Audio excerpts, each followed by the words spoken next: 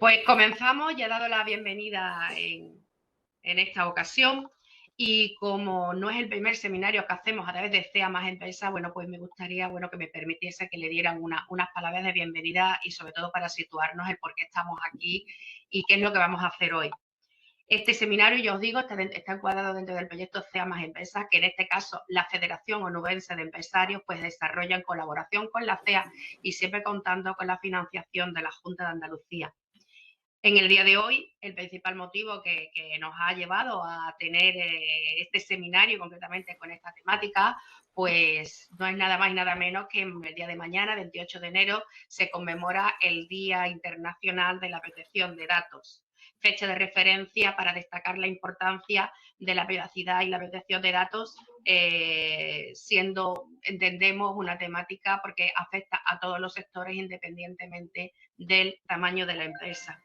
En este sentido, os puedo decir que toda empresa que lleve correctamente lo que es la protección de datos, pues siempre gozará de la confianza de todos sus clientes y de los usuarios. Y en caso de incumplimiento, bueno, pues todo lo contrario, ¿no? Lo que genera esa incertidumbre o esa desconfianza y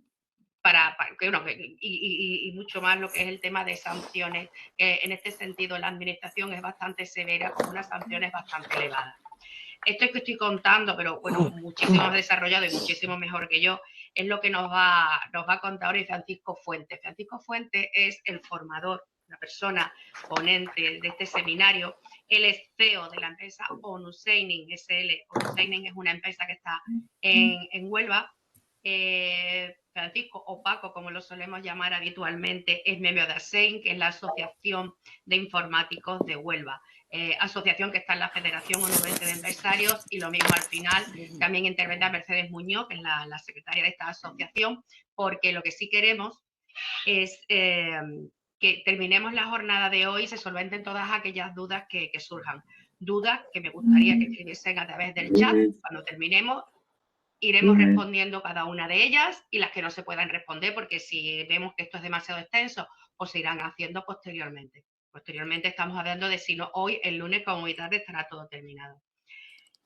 A Paco aprovecho para darle la bienvenida, darle las gracias por querer colaborar con nosotros, porque la verdad es que cada vez que has participado nos has ilustrado muchísimo y has dejado muy buen sabor de boca, o miedo, según se vea, ¿no? Porque sí es cierto que nos cuentas casos reales, que no son casos inventados, sino que son casos reales, y la verdad es que pueden llegar a asustar, pero bueno, todo lo que sea para motivar y para hacer las cosas bien hechas, fantástico.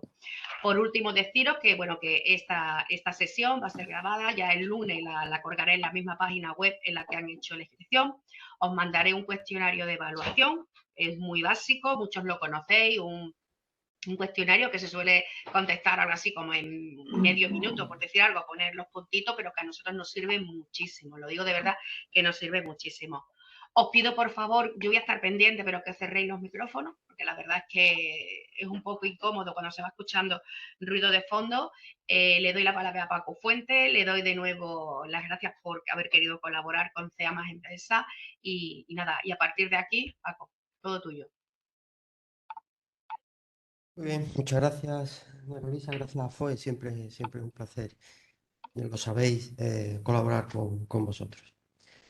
Bueno, pues buenos días a todos, efectivamente, soy de Seining, somos una empresa de Huelva que nos dedicamos a este tema de protección de datos desde el año 2004, 2005, así que bueno, vamos a tratar lo que es la cuestión de protección de datos, pero desde un punto de vista quizá algo distinto. Vamos a centrarnos en lo que es pues, la conflictividad, vamos a ver casos concretos de sanciones de la agencia, vamos a ver, pues veremos también cómo es el proceso sancionador o de apercibimiento que la autoridad de control tiene estipulado en su, bueno, pues en su día a día. Y en definitiva nos vamos a centrar no en, en cuestiones que, bueno, vamos a hablar de dinero, vamos Hola, buenos días. Mira, te llamo de la Asociación de Estudios Almerienses. Es que nos han llamado hace un ratito al... ahora. Ya. Decía que nada más lejos de mi intención de daros miedo ni de meter miedo con lo que vamos a hablar hoy. pero sí os voy a hablar de casos reales, casos que están al orden del día. Incluso al final, supongo que, si no nos da tiempo, supongo que esta presentación que vamos a ver hoy tendréis la posibilidad de tenerla también con posterioridad. Vamos a compartir también una serie de datos relativos a la autoridad de control, donde vamos a ver que vais a ver que el crecimiento en sanciones desde el año 2021 a 2000, o de 2020 a 2021 ha sido espectacular. En definitiva, bueno, pues trataremos que sea lo más práctico posible y que no nos aburramos, ¿vale? El primero yo, porque si me aburro yo seguramente os aburriré a todos. Dicho esto,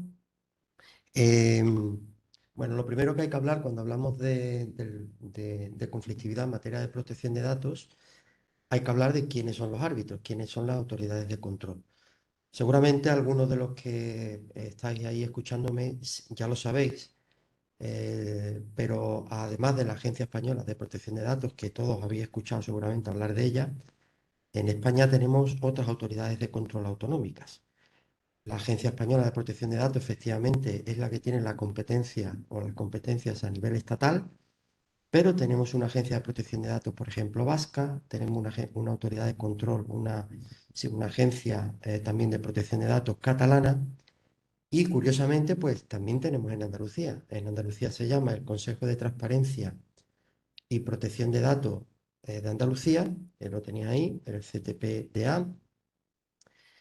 Y luego a mayores, pues tenemos el Comité Europeo de Protección de Datos, que además está formado por representantes de las distintas agencias nacionales, más el supervisor europeo en materia de protección de datos, que es un poco el equivalente a nivel europeo, que también forma parte de ese comité. En definitiva, a nosotros, supongo que la mayoría de los que estáis aquí sois sois de Andalucía, pues quien tiene las competencias a nivel andaluz en materia de protección de datos, y si tenemos o tenéis algún problema en materia de protección de datos, pues tendremos que dirigirnos al Consejo de Transparencia Andaluz. Aquí surge quizá una primera pregunta.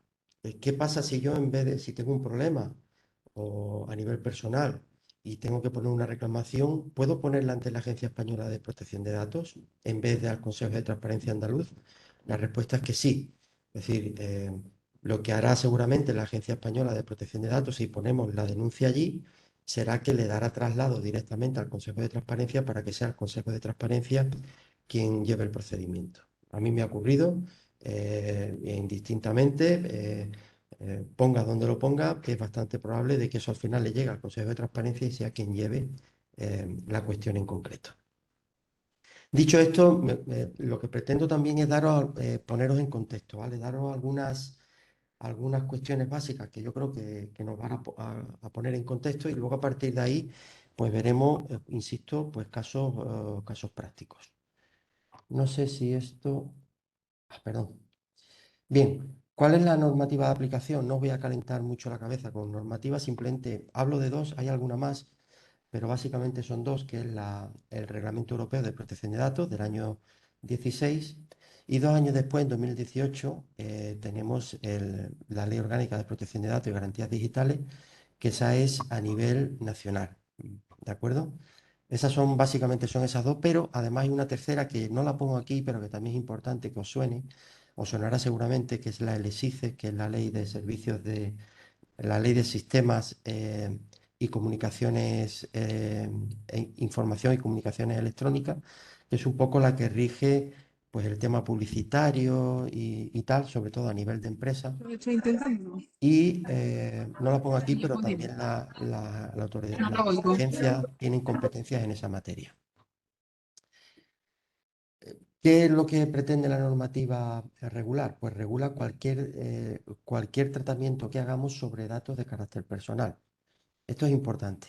Y es importante porque se dejan fuera aquellos datos de carácter que no sean personal. Esto automáticamente quiere decir que el dato de una empresa, el CIF de una empresa, el nombre de una empresa, la dirección de una empresa, no está cubierta por la normativa en protección de datos. Es decir, la normativa en protección de datos lo que pretende proteger son siempre datos de carácter personal. Nuestro nombre y apellido, nuestro DNI, nuestra dirección, etcétera, etcétera. Quizá aquí surge también una pregunta interesante. ¿Qué pasa si una persona es autónoma, ¿no? ¿Vale? Imaginaros, pues por ejemplo, yo soy autónomo, tengo una actividad económica. eh, la ley dice claramente que debemos considerar a los autónomos como si fueran empresas. Esto quiere decir que el DNI de un autónomo en el ejercicio de su actividad económica no se ve afectada por la Ley Orgánica de Protección de Datos o no debemos considerar esos datos como un dato de carácter personal. Luego, las empresas, por definición, quedan fuera de esta normativa. Los datos de empresa. Por supuesto, la normativa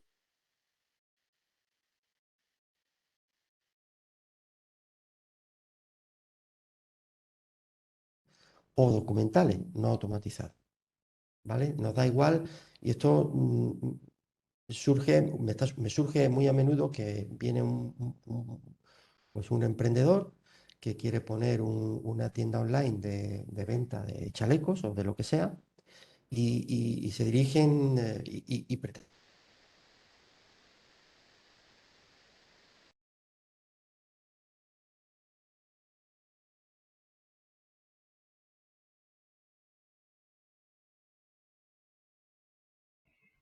Hemos perdido la señal de Paco Fuentes, ¿no? Sí, se escucha entrecortado continuamente. Sí, pues ahí voy a comunicarle al ponente. Un momentito. Vamos a cerrar este minuto. Bueno, permitirme un minuto, lo voy a llamar y se lo voy a decir, ¿vale?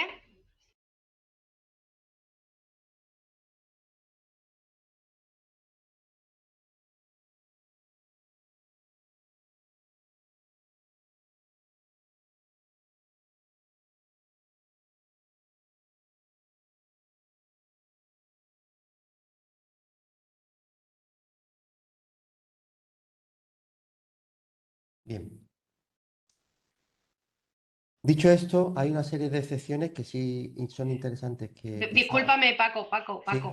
Mira, la intervención, la parte de tu intervención del último minuto, minuto y medio, no se escucha nada. Hemos perdido la señal, de hecho te estábamos llamando por teléfono para decírtelo. Disculpa. Sí, me estaban saliendo mensajes extraños. Sí, bueno, resumo un poco. Sí, Decía que en el último, decía que cuando un emprendedor, por ejemplo, quiere poner una tienda de venta online, ellos piensan que poniendo los textos legales en la web ya cumplen con la normativa en protección de datos. Y hay que decirles que no. Esta diapositiva nos deja claro que también hay que regular o hay que proteger aquellos datos que no son automatizados. Es decir, si yo manejo una factura en formato papel, eso es también susceptible de ser protegido. O cualquier documentación que yo maneje con datos de carácter personal en mi empresa también se verá afectada por la normativa en protección de datos. ¿De acuerdo? Por tanto, tener una venta online no implica solamente cumplir la venta online, hay que cumplir también la parte documental que todos tenemos, además de la tienda online en sí misma.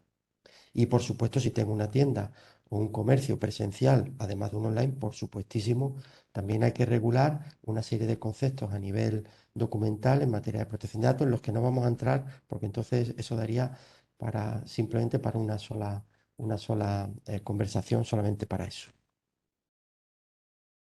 Bien, decía que la normativa en protección de datos deja fuera también las actividades personales o domésticas. ¿Esto qué nos quiere decir? Que la agenda de teléfonos que tenemos en el móvil no se verá afectada por la normativa o por la normativa en protección de datos. Nuestra agenda de teléfono, siempre que lo usemos para cuestiones domésticas o cuestiones privadas no profesionales, estarán fuera de la protección de la normativa en protección de datos.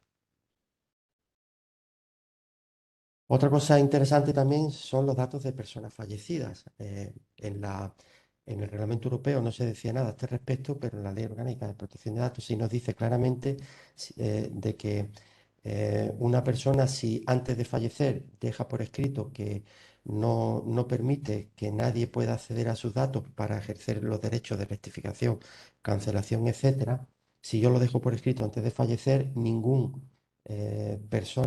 persona relacionada conmigo podrá ejercer esos derechos si yo lo he prohibido en vida, no podrá ejercer esos derechos en mi nombre después de mi fallecimiento. ¿Vale? Esto es algo que aparece en la Ley Orgánica de Protección de Datos Nacional y no aparece en el Reglamento Europeo. Por otro lado, lo que os decía de los autónomos, los datos de empresa y los datos de autónomos son iguales, ¿eh? Y se distingue totalmente de lo que son datos personales. Y una cosa muy interesante para aquellos que tenéis comerciales en vuestras empresas, la ley dice que, por ejemplo, si imaginaros que yo trabajo de comercial en mi empresa y yo pongo mi teléfono personal a disposición de mi trabajo dentro de la empresa, pues la ley dice que debemos de considerar mi nombre, mi teléfono, debemos de considerarlo como un dato que pertenece a la empresa en lo que a protección de datos se refiere. Es decir, que mi teléfono y mi nombre, en el ejercicio de mis funciones dentro de mi empresa, deben de considerarse como un dato de la empresa y por tanto quedan fuera del amparo de la normativa en protección de datos. Esto parece una tontería, pero es una pregunta que suele ser bastante recurrente, ¿no? Oye, ¿qué pasa con mi teléfono cuando lo estoy usando para cuestiones laborales? Bueno, pues que sepáis que eso está fuera de la protección en materia de protección de datos. Hay que considerarlo como un dato de empresa. Por otro lado, es evidente que las fuerzas y cuerpos de seguridad del Estado tienen una normativa específica de tratamiento totalmente independiente de lo que es en materia de protección de datos. Por tanto, nosotros no podemos grabar, por ejemplo, en la vía pública con cámaras, pero las fuerzas y cuerpos de seguridad del Estado sí pueden hacerlo, porque es una normativa distinta la que se les aplica. Por supuesto, material clasificado por el gobierno como confidencial o como secreto o alto secreto también tienen una normativa en vigor distinta a la normativa en protección de datos y por tanto quedarían fuera. Y por último, también deciros que el reglamento electoral también queda, o los datos del régimen electoral, también quedarán fuera de la normativa en protección de datos. ¿Cómo se traduce esto? Pues que yo no puedo negarme a recibir propaganda electoral, sí puedo negarme a recibir publicidad de empresas, pero no puedo negarme a recibir propaganda electoral, porque son normativas distintas las que las regulan. ¿De acuerdo? Por supuesto, los datos de instituciones penitenciarias o del registro civil, propiedad o mercantil también tienen una regulación distinta y, por supuesto, los datos del Instituto Nacional de Estadística también van a tener una regulación distinta en materia de protección de datos. Como veis, hay muchas excepciones en materia de protección de datos, ¿vale? Y hay veces que debemos de tenerla en cuenta en según qué caso. Luego veremos algunos casos concretos.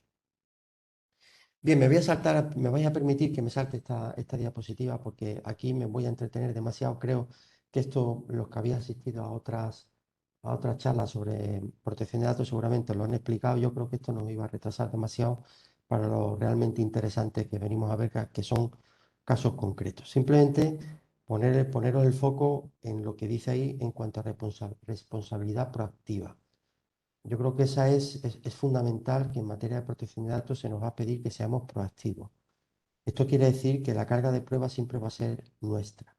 Nosotros somos los que, como empresarios o como empresa, debemos de procurar primero demostrar todo lo que hacemos en materia de protección de datos y tratar de siempre anticiparnos al problema. Luego veréis en qué se traduce esto que estoy diciendo. No, insisto, me vaya a permitir que me salte esto para no retrasarnos demasiado. Y ya sí vamos a entrar un poco más en faena de lo que es el régimen sancionador en materia de protección de datos. Bien, en el reglamento europeo, en el año 16, cambiaron las normas para sancionar. Antes se sancionaba, había unas tablas, antes de 2016, había unas tablas donde la empresa o la entidad, si incumplía estas cosas, te sanciono con tanto. Si incumples estas otras cosas, te sanciono con tanto. Si incumples estas otras cosas, te sanciono con tanto. Eso quizá era algo injusto porque, bueno,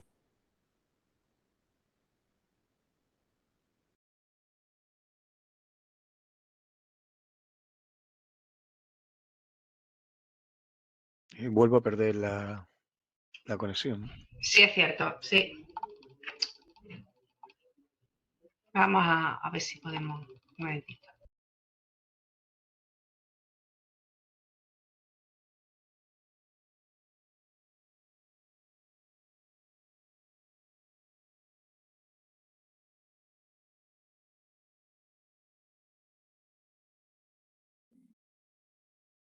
Ahora, sí, sí, sí. Sé que se ha cortado porque me sale aquí. No he dicho nada, ¿eh? No habéis perdido nada, disculparme. Creo que ya hemos recuperado un poco la señal.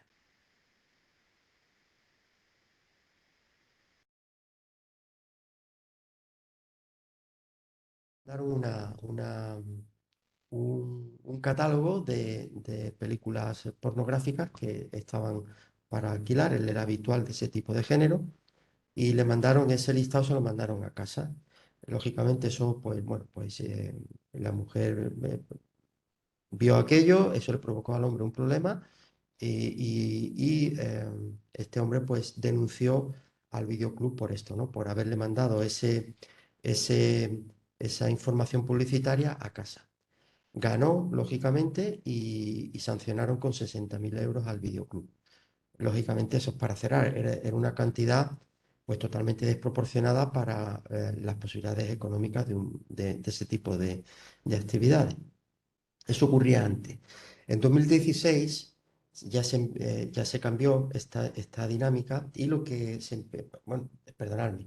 Por otro lado, también ocurría que cuando, por ejemplo, si imaginaros que, como sabéis que ocurre, cuando se le pone una sanción a Facebook o se le pone una sanción a Google, pues a lo mejor se le pone una sanción, imaginaros, una sanción a Facebook de 60.000 euros cuando factura 3.000 millones de euros al año, o ponerle una sanción a Google por 60.000 euros cuando factura 30.000 millones de euros al año, eso era totalmente injusto, ¿verdad?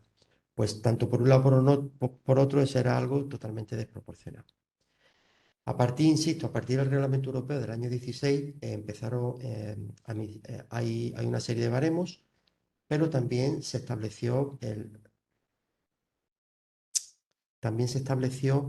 lo que es la sanción porcentual, de tal manera que las sanciones podrán llegar a 10 millones de euros o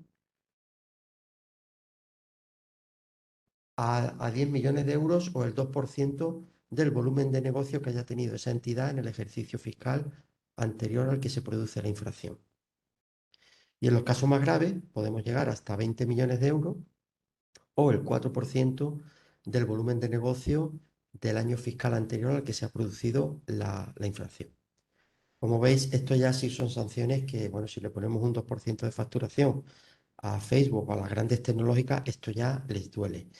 O si le facturamos con un 2% de la facturación anterior a ese videoclub, pues seguramente pues, le va a doler, pero a lo mejor no tiene que cerrar como ocurrió en el caso que os he contado. En definitiva, estos son un poco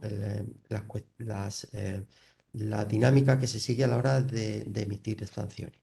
Sin embargo, hay una cosa muy peculiar que sí me gustaría compartir con vosotros, y es que, curiosamente, el legislador español, cuando en el año 18, en diciembre de 2018, en la Ley Orgánica de Protección de Datos y Garantías Digitales, la 3/2018, de 6 de diciembre, se detalló todo el régimen sancionador que se iba a aplicar en España y curiosamente, qué casualidad, se dejaron fuera las administraciones públicas, las administraciones locales. Es decir, la Agencia Española de Protección de Datos o el Consejo de Transparencia Andaluz, que es que tiene las competencias en Andalucía, no podrá sancionar a la administración pública en materia de protección de datos.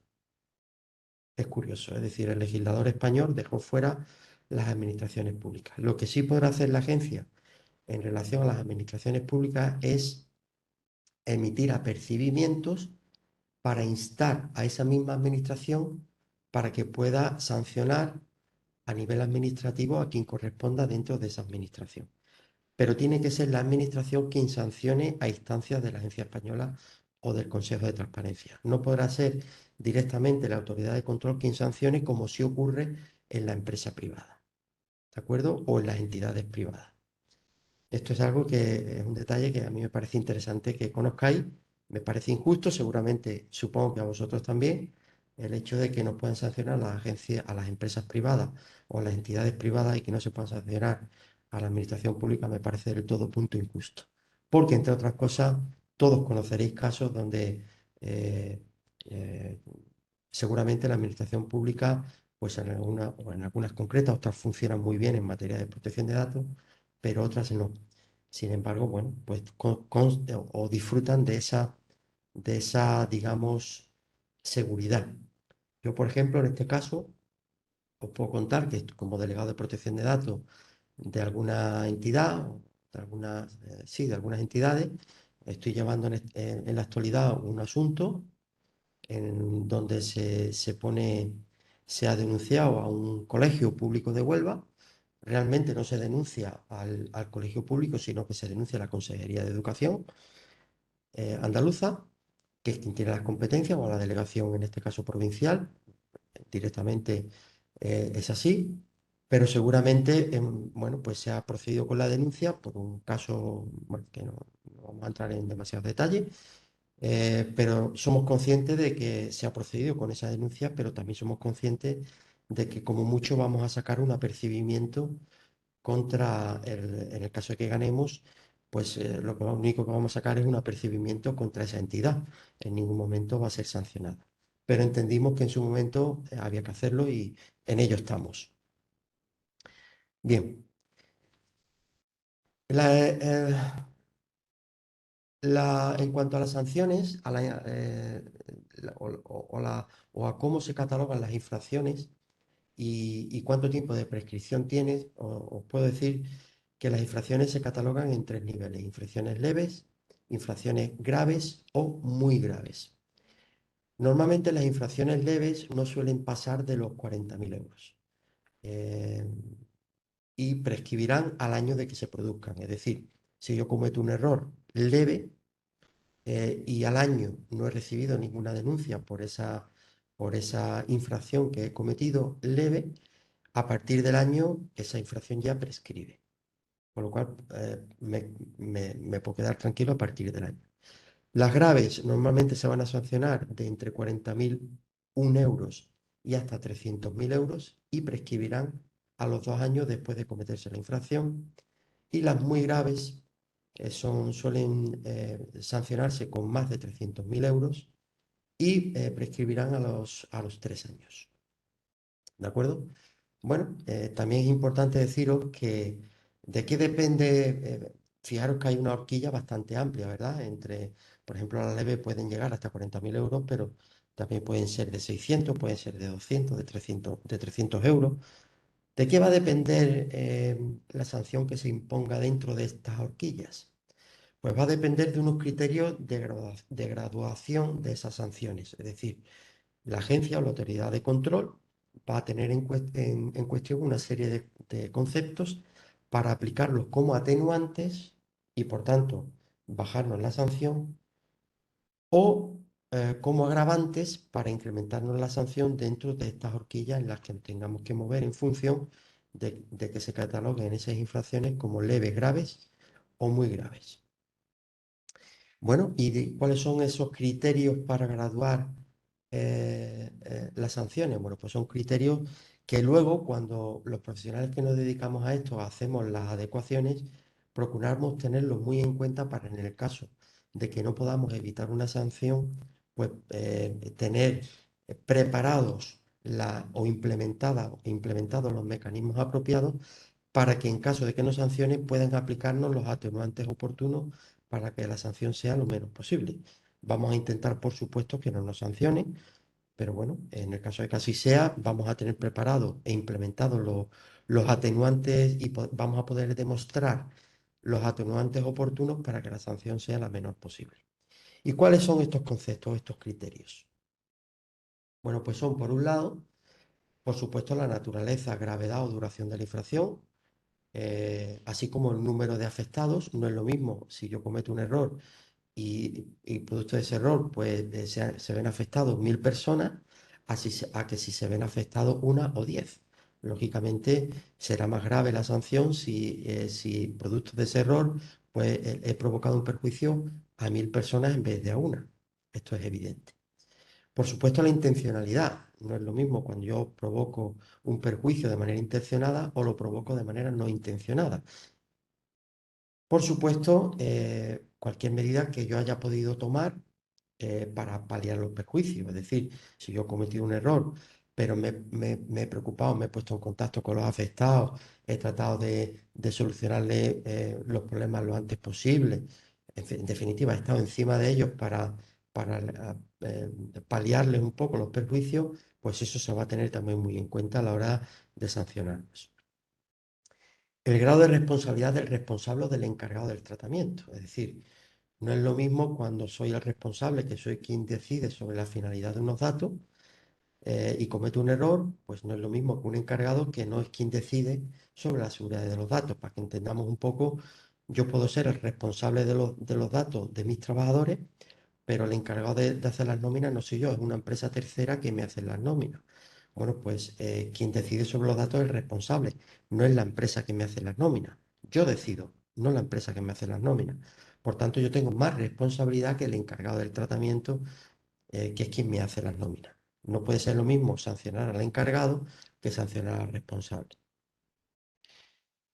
Por supuesto, si yo he sido ya sancionado con anterioridad por otros temas en materia de protección de datos y me sancionan ahora por otras, lógicamente la sanción va a ser mayor porque soy reincidente. El grado de cooperación que yo muestre con la autoridad de control, y esto es muy importante, es decir, normalmente suelen incrementar mucho las sanciones cuando la agencia te solicita que cooperes con ella o te solicita documentación, te solicita que presentes alegaciones. Si no contestas a esos requerimientos de la agencia, normalmente te van a sancionar más duramente por falta de atención a esos requerimientos. Evidentemente, la categoría de los datos que se han visto afectados. No es lo mismo que aparezcan en una basura expedientes clínicos a que aparezca un POSI con un nombre y un teléfono de una persona. No es lo mismo los datos, unos datos sanitarios que unos datos identificativos. Lógicamente, la sanción será mayor cuanto mayor sea o más sensibles sean los datos eh, que se han visto involucrados en la infracción. Es importante también la forma en la que la autoridad de control tiene conocimiento de la infracción. No es lo mismo que se entere por mí mismo que he sido quien ha cometido la infracción o que se entere por la persona perjudicada. Esto es importante porque no sé si lo sabéis, pero cuando yo tengo un problema, tengo una brecha de seguridad en mis sistemas de información, yo estoy obligado a notificarle a la agencia que he tenido ese problema informático. Si a mí me ataca, imaginaros, el virus este famoso, el CryptoLocker, que me encripta toda la información de mis ordenadores, yo estoy obligado a notificarle ese problema a la Agencia Española de Protección de Datos. Esto no lo sabe la gente, pero la ley dice que yo estoy obligado a notificar eso en un plazo no superior a 72 horas. Y si no lo hago, la sanción que me pueden poner la agencia por no hacerlo, pues va a ser superior, porque además se tendrá que haber enterado por parte nuestra y no por parte del afectado. Luego es importante que cuando corresponda seamos nosotros los que notifiquemos esa infracción, porque además la ley me obliga. Por supuesto, el carácter continuado de la infracción. Si yo llevo cometiendo esa infracción durante varios meses, no es lo mismo que si es algo que acaba de ocurrir. Es decir, se supone que yo, porque tengo que ser proactivo, que comentaba antes, yo tengo que tener implementadas las medidas oportunas para detectar este tipo de problemas en cuanto a brechas de seguridad o en cuanto a la seguridad de los datos que yo tengo en mis sistemas de información. Por tanto, tenemos que procurar, en el momento que tenemos constancia de un problema de seguridad en nuestros datos, inmediatamente tenemos que tomar las medidas oportunas. La vinculación de la actividad del infractor con la realización de los tratamientos. Bueno, está un poco relacionado con lo que hablaba antes, es decir, no es lo mismo el responsable que el encargado, ¿no? Los beneficios obtenidos, cuanto mayor haya sido el beneficio que yo he obtenido producto de esa infracción como empresa, más me van a sancionar. Cuanto mayormente me beneficie yo de ese problema de seguridad, mayor va a ser la sanción que voy a recibir. La posibilidad de la posibilidad de que la conducta del afectado hubiera podido inducir a la comisión de la infracción. Es decir, se trata de evaluar también un poco la intencionalidad del afectado. Se supone que imaginaros, en este caso os hablo como personas particulares, no como empresas. Si conocéis que, es decir, la agencia va a tener en cuenta la intencionalidad que yo tengo a la hora de poner una reclamación. La ley dice que el reclamante debe primero de dirigirse y tratar de solucionar el problema con el reclamado. Si yo me salto todo eso y me voy directamente a la agencia, pues la intencionalidad o las buenas prácticas que yo estoy demostrando son nulas. Es decir, yo debo, como reclamante, primero dirigirme al delegado de protección de datos del reclamado o al reclamado directamente y no directamente a la agencia. Eso lo va a tener en cuenta también la agencia, ¿vale? A la hora de poner la sanción. Bueno, la existencia de un proceso de fusión, bueno, aquí lo que viene a decir que si yo cometo un error ahora, pero mañana me fusiono con una segunda empresa y dentro de 3 meses llega una reclamación, lógicamente a la empresa que se asocia conmigo no se debe de ver afectada por ese problema, sino que el responsable soy yo y no la empresa producto de la fusión que hemos acometido. Por supuesto, cuando hablamos de menores, las sanciones van a ser mayores. Los menores son especialmente protegidos. ¿Ven? Disponer o no, y esto es muy importante, disponer o no de un delegado de protección de datos cuando estás obligado o no. Normalmente una empresa normal, no, por ley, no está obligada a designar un delegado de protección de datos. Hay muchas actividades que sí están obligadas, eh, pero una empresa normal, pues no, ¿no? Y digo empresa normal, hay empresas normales que también están obligadas, ¿no? Pero bueno, eh, esto si queréis lo podemos ver luego, cuáles son las empresas que están obligadas o las actividades que están obligadas a tener un delegado de protección de datos. Pero en definitiva, si tú designas un delegado de protección de datos sin que la ley te obligue a hacerlo, eso va a ser un atenuante a la hora de sancionarte. Yo, por ejemplo, a todos mis clientes les digo que me designen como su delegado de protección de datos para que en caso de sanción nos sirva como atenuante. Y por supuesto, si tengo mecanismos implementos en mi empresa para solucionar el problema, bueno, pues por pacto, pues porque me he adherido a, bueno, a sistemas de resolución de conflictos de manera alternativa a los juzgados o a la agencia, pues eso también será considerado un atenuante. Muy bien. Y ya estoy terminando, ya me voy a callar porque casi voy a empezar ya a ver casos prácticos con documentación específica, etcétera. Antes de eso os diré que el procedimiento de la agencia para resoluciones de reclamaciones o de denuncias, ¿cuál es? Pues fijaros, cuando a la agencia llega una reclamación por parte de un particular, lo que va a hacer la agencia en principio es decidir si admite a trámite o no esa reclamación. Si la admite a trámite, en ese caso pasaría ya al paso 2, que son las actuaciones previas. Pero si en 3 meses la agencia o la autoridad de control no ha contestado con la admisión a trámite o no de esa reclamación, la ley dice que por defecto tiene que admitirla. Es decir, si la agencia no contesta antes de 3 meses diciendo que no la acepta, por defecto a los 3 meses sí o sí tiene que aceptarla a trámite e iniciar lo que son las actuaciones previas de investigación. Las actuaciones previas de investigación no pueden durar más de 12 meses. Antes de 12 meses, pues en ese periodo, la agencia o la autoridad de control se pondrá en contacto con las partes para que aporten o más documentación, alegaciones. En definitiva, va a iniciar lo que se llama actuaciones previas de investigación y empezará a hacerle preguntas al reclamante y al reclamado, por escrito, lógicamente. Esto se hace a través de la página web de estas autoridades de control y con los certificados digitales se hace muy fácil. También lo podemos hacer por correo postal certificado. Una vez que se inician las actuaciones previas y se terminan, pues se podrá iniciar un procedimiento o no, es decir, o se puede desestimar definitivamente, pero normalmente lo que se hace cuando se llega a este punto es que se inicia un procedimiento o sancionador o de apercibimiento. Una vez que se emite el fallo ya de este procedimiento diciendo cuál ha sido la sanción, lo único ya que nos queda para el que haya sido sancionado es o bien en el plazo de un mes un recurso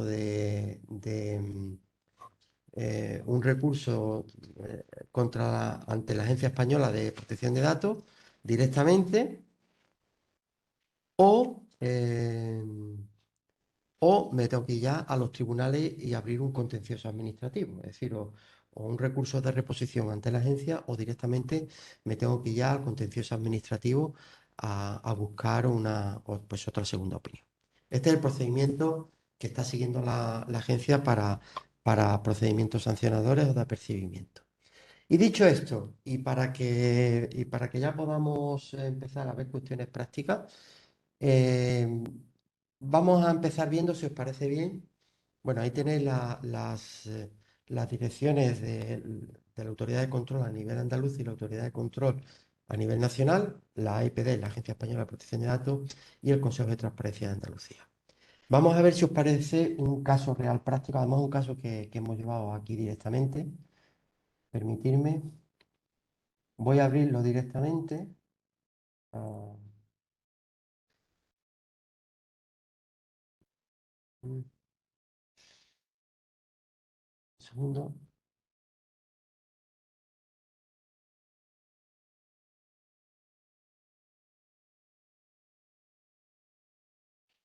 Aquí. Voy a abrir un cliente mío, es un cliente de Huelva.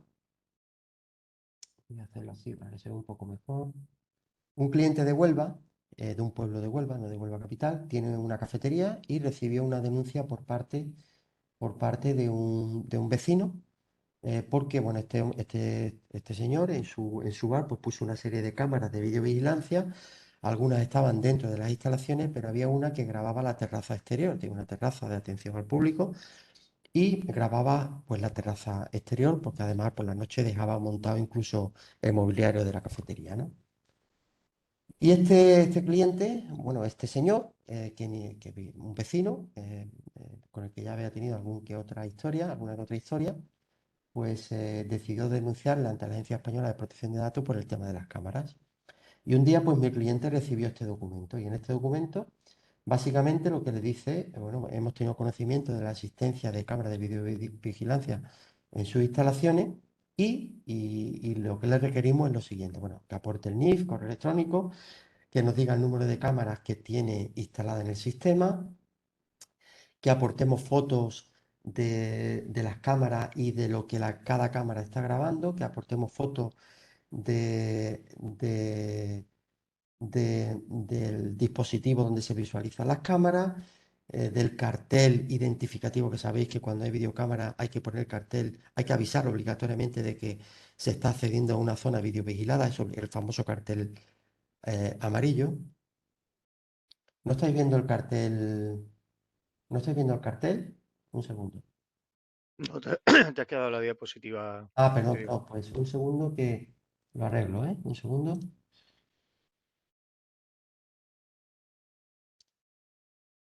Vale, ahora sí, ¿no? Ahora sí. Ahora sí, ¿verdad? Bueno, pues decía que llegó este documento donde nos pide pues que una serie de fotos, que acreditemos una foto al cartel también, que acreditemos también que los monitores donde se muestran las cámaras no están visibles para los clientes, pues esto es un error habitual. Ponemos las cámaras de videovigilancia apuntando para el mostrador, ¿no? Con lo cual los clientes están viendo las cámaras, eso no se puede hacer. En fin, nos piden, en definitiva, también, si hay alguna empresa de seguridad contratada, que aportemos el contrato de acceso a datos firmados con esa empresa. Lo digo porque los que tengáis cámaras con Securitas y este tipo de empresas, este no era el caso, esto era un circuito cerrado de, de videovigilancia donde no había conexión a alarma, con lo cual no había ninguna tercera empresa involucrada. em, el plazo de conservación que tenemos estipulado de grabación de imágenes. Si las cámaras son ficticias, nos piden una declaración de responsable o las facturas de compra de esas cámaras ficticias. Eh, en definitiva, bueno, pues nos piden, y además cualquier otra cosa que nosotros consideremos de interés para acreditar de que no incumplimos nada en materia de protección de datos. Bueno, pues nos llegó este documento. Y nosotros presentamos las siguientes alegaciones. Voy a esto y un segundo, cargo el siguiente documento. Aquí. Nosotros presentamos las siguientes alegaciones.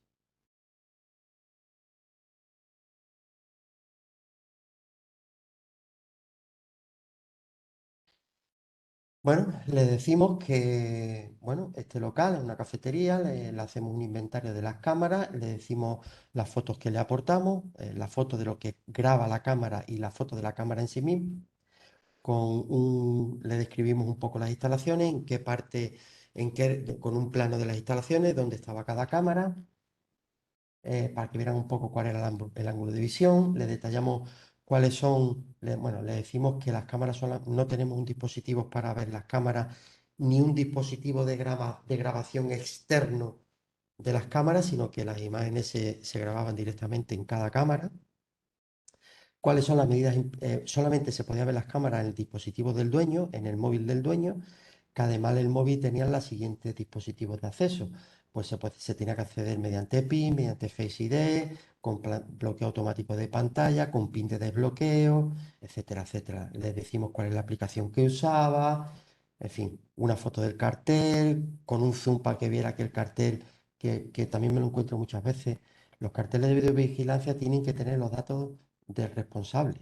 No basta con poner el cartel y ya está, sino que hay que identificar al responsable y poner como mínimo un correo electrónico o un correo postal para que se puedan poner en contacto con nosotros. Le decimos también de que tenemos definido una serie de documentación técnica que es obligatoria por ley en materia de protección de datos, que nosotros, fijaros, esta reclamación nos llegó en septiembre y este cliente le hicimos el trabajo en junio o julio, o sea, 3 meses o 4 antes de que le llegase la denuncia. Le hacemos una descripción de lo que ya le describíamos en la documentación, le aportamos toda la documentación que le dimos al cliente en su momento cuando incorporamos todas las medidas de adecuación de su empresa, explicándole dónde estaban las cosas relevantes y en qué página para que lo pudieran ver. Y al final le decíamos que las conclusiones que nosotros entendíamos que cumplíamos, puesto que la cámara en cuestión más problemática, que era la que grababa la terraza, es verdad que grababa parte de un domicilio y parte del acceso a un domicilio, pero era una parte muy pequeña, era una esquinita, con lo cual entendíamos que eso en ningún momento se grababa los pies de la persona y que eso no valía para identificar a la persona. Es decir, no podemos, un dato personal es un dato que identifica a la persona o que puede identificar a la persona. Y nosotros entendíamos que la grabación de un pie no puede identificar a una persona y que entendíamos que cumplíamos con la normativa en protección de datos. ¿Vale? Bien, presentamos estas alegaciones muy mascadito para que la persona que lo tuviese que mirar no tuviese que molestarse mucho. Y ellos nos contestan con el siguiente documento. No, lo que hacen es pedirnos más información. Y lo que hacemos es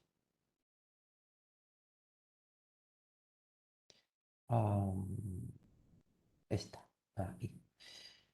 Y nos dicen que en relación al procedimiento tal, una vez examinada la documentación y que en el plazo de 5 días hábiles nos dicen que en relación al campo de visión de la cámara que se orienta hacia la terraza, pudiera ser que no estuviera adecuada la normativa y que por tanto nos piden que volvamos a aportar más fotos de la visión de esa cámara. ¿Vale? Nos piden más fotos en definitiva. ¿Qué hicimos nosotros? Pues lo que hicimos fue, volvemos a contestarle a este requerimiento.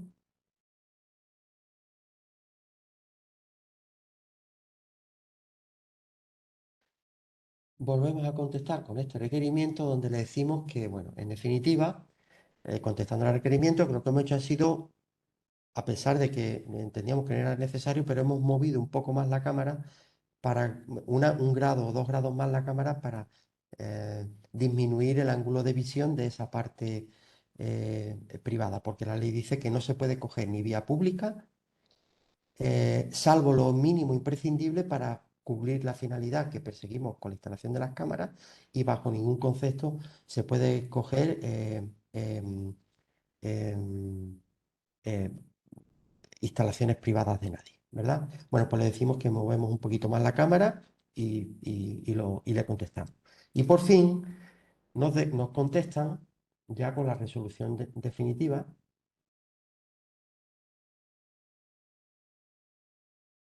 Y la resolución definitiva la comparto. Y la resolución definitiva donde directamente nos vienen a decir que, ahí lo tenéis, se procede al archivo de la reclamación y se notifica a ambas partes dicha resolución. Es decir, en este caso, pues recibimos la denuncia y conseguimos demostrar que no cumplíamos nada en materia de protección de datos. Yo estoy convencido de que si... es decir, estaba muy armado todo lo que contestamos, pero fijaros que el dueño de la cafetería tuvo mucha vista porque él vio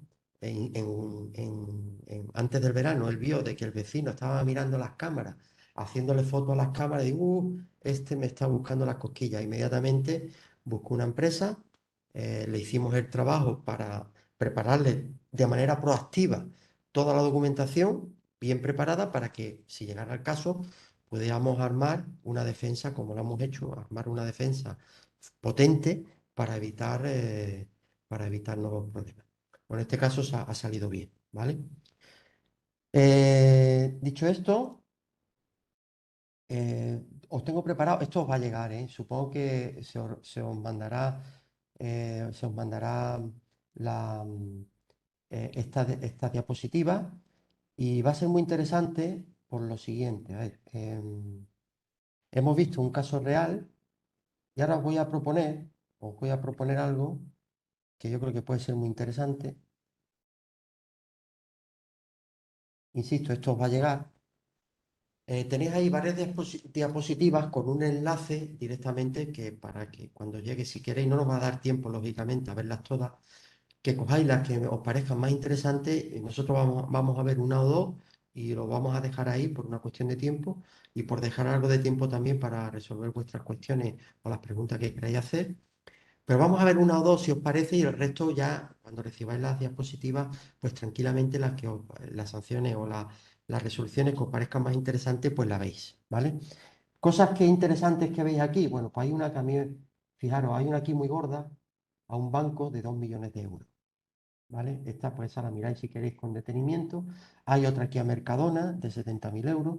Yo he llegado a ver sanciones de hasta 3 millones de euros, ¿eh? O sea que, no sé, vamos a ver alguna, por ejemplo, mira, aquí hay una que es muy interesante, sanción de 600 euros a un vecino de comunidad de propietarios por instalar cámaras, pero como de cámaras hemos hablado, os dejo esta para que la miréis vosotros, o buscar si os parece, o si tenéis algún interés en alguna, a mí me da igual, ¿eh? La que vosotros me digáis. ¿Esta de WhatsApp, por ejemplo, os parece bien? El tema de WhatsApp es algo que yo creo que está al orden del día.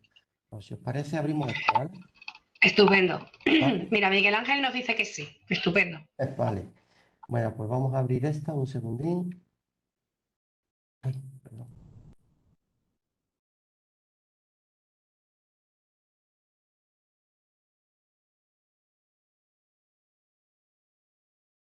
Vale.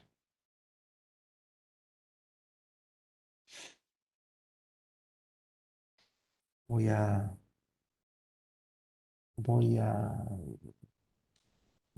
y voy a compartir.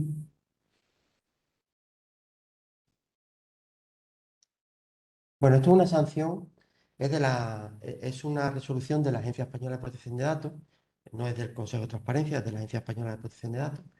Y bueno, dice que, bueno, los antecedentes, que hay un reclamante, interpuso una reclamación ante la Agencia Española de Protección de Datos contra BBVA, lógicamente, no se ponen los datos, en adelante el reclamado.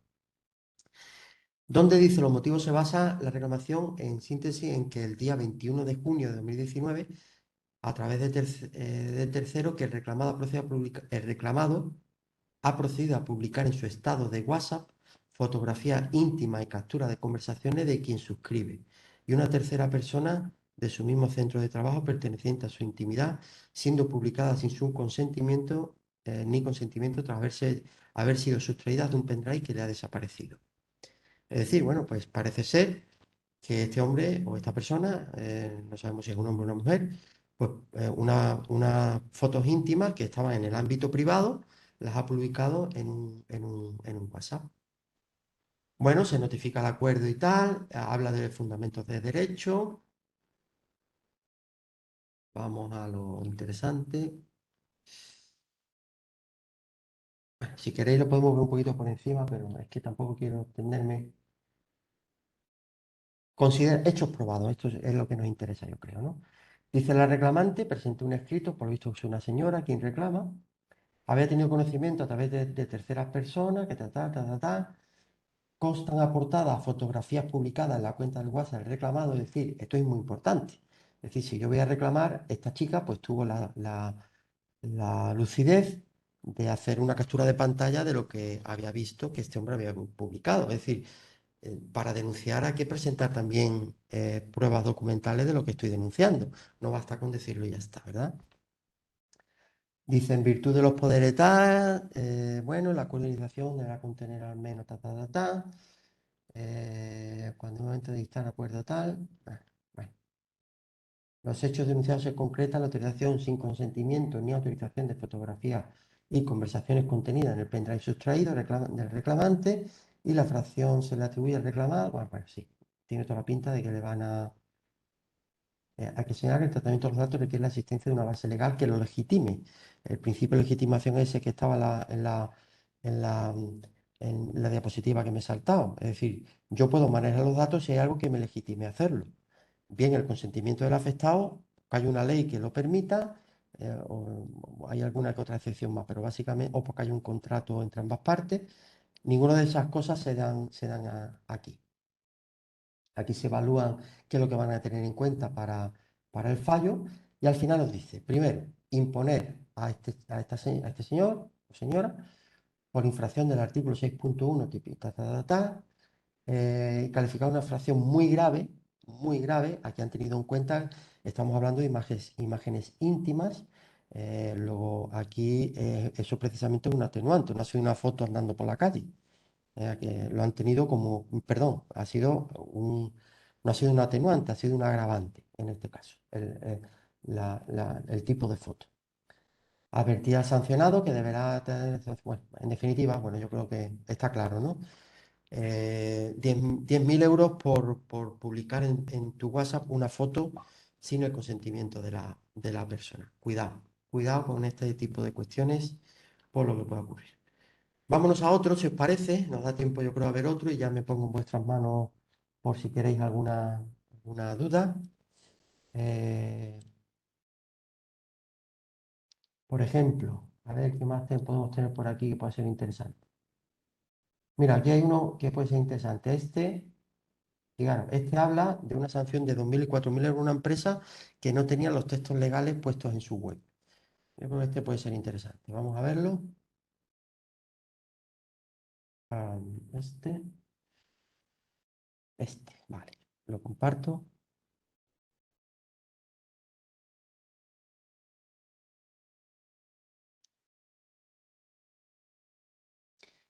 Vale. Este es de julio de 2021, está calentito también. Recibí una reclamación ante la agencia. Ante la Agencia Española de Protección de Datos, la reclamación se dirige esta vez sí, contra una empresa con NIF tal, en adelante la parte reclamada o empresa tal, que además de vulnerar su derecho a la protección de datos, atenta contra la dignidad. Publicación por la parte reclamada en su página de Facebook y en su página web de los datos personales de la parte reclamante. ¿De acuerdo? Entre las publicaciones mostradas en Facebook aportadas con la reclamación se incluye la fechada tal y la parte que consta rellenando el hecho probado segundo. La parte reclamante por sí mismo captura de pantalla, insisto, es muy importante cuando se denuncia aportar documentalmente cosas que acrediten lo que estoy diciendo, ¿vale? Bueno, pues se ve que aquí se han publicado datos de carácter personal, una empresa ha publicado datos de carácter personal en su Facebook y en su página web. Y además, me imagino que aquí Fijaros, dice la sociedad reclamada y responsable incumple lo dispuesto en no haber adoptado las medidas. Fijaros, no solamente lo van a sancionar por haber incumplido, o sea, por haber mostrado datos de carácter personal de una persona sin su consentimiento, sino que además lo van a sancionar porque en el procedimiento, en las actuaciones previas de investigación, la agencia está constatando, ya te está avisando aquí, está constatando de que, por ejemplo, en la página web se incumple la obligación de informar. Es decir, han venido a la página web y han visto que no están los textos legales obligatorios de información en materia de protección de datos, pues no están y por tanto la empresa está incumpliendo la obligación de informar.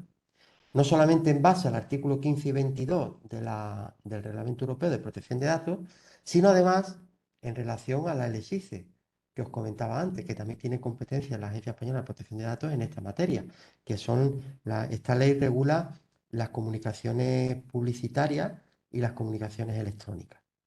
Es decir, tiene toda la pinta de que efectivamente le van a poner dos sanciones. Una, por falta de legitimación a la hora de usar los datos de carácter personal. Y dos, por luego en la web, pues no van a tener la información obligatoria que hay que tener. Vamos a verlo. Bueno, aquí me habla ya de hechos probados, me imagino, no será más adelante. Bueno, pues aquí va a constatar lo que yo os estoy comentando y al final lo va a considerar como hechos probados. Habla bueno, dice cuáles son los artículos que se están incumpliendo y por qué. Está justificando la sanción que va a imponer. Y pues sí que digo, es larguísimo esto.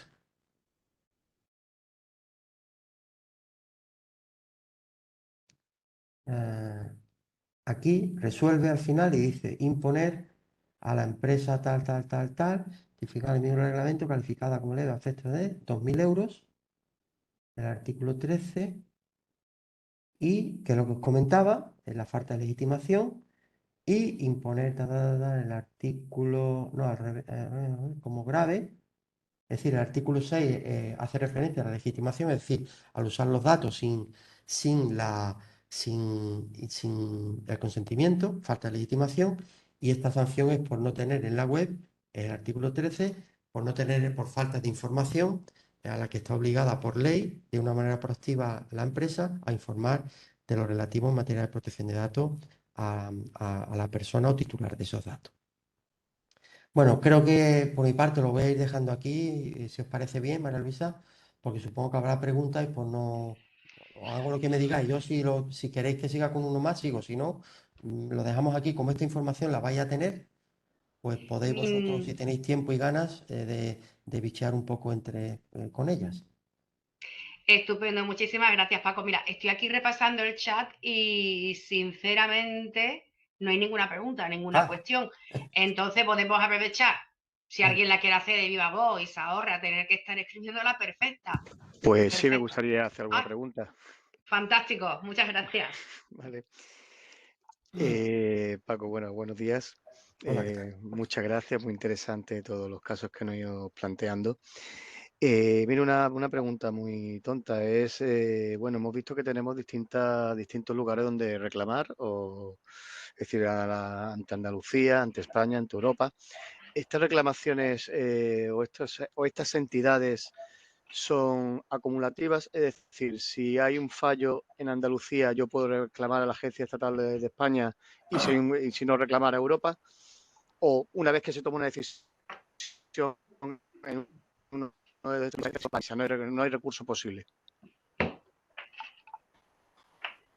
Sí, bueno, lo he comentado un poco de pasada, ¿no?